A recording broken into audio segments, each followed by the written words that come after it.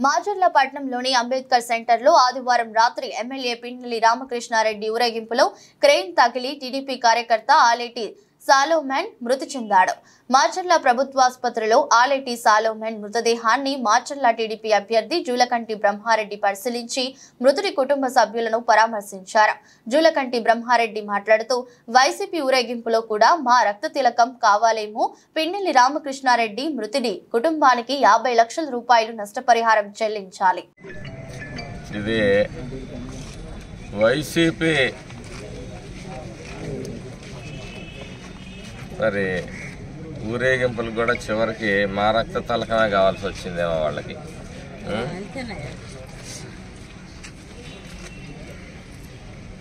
గతంలో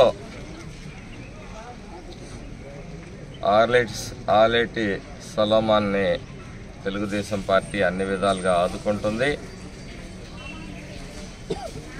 ఈ కార్యక్రమంలో చనిపోయిన ఆలేటి సలోమాన్ కుటుంబానికి 50 లక్షల రూపాయలు ఎక్స్గ్రేషియా ఇవ్వాలని డిమాండ్ చేస్తా ఉన్నాం. తెలుగుదేశం పార్టీ అన్ని విధాలుగా కుటుంబాన్ని ఆదుకుంటుంది. రాజకీయాలు చేయాలంటే చాలా విషయాలు ఉంటాయి.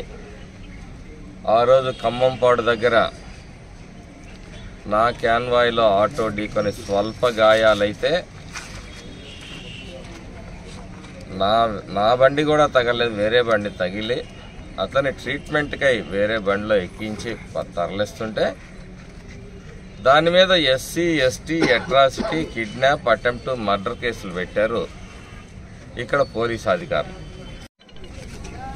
స్థానిక శాసనసభ్యుడి ఊరేగింపు సందర్భంగా మరి ఆలేటి సత్యం తుమ్మరుగోడు గ్రామానికి చెందిన మా పార్టీ కార్యకర్త చనిపోవటం,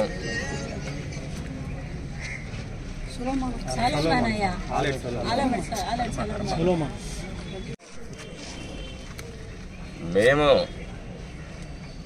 కట్టమని డిమాండ్ చేయటం లేదు.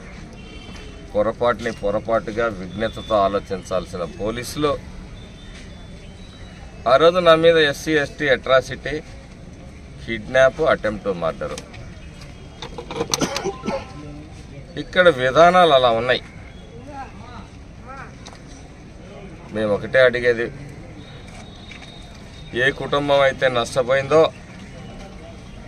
ఆ కుటుంబానికి స్థానిక శాసనసభ్యుడు 50 లక్షల రూపాయలు నష్టపరిహారం చెల్లించమని ఒకటే డిమాండ్ చేస్తూ ఉన్నాం.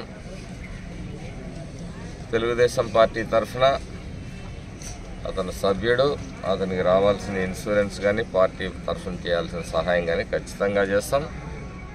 ఆ బిడ్డల్ని చదివించుకునే కార్యక్రమం కూడా తెలుగుదేశం పార్టీ తీసుకుంటుందని సందర్భంగా తెలియజేస్తా ఉన్నాను.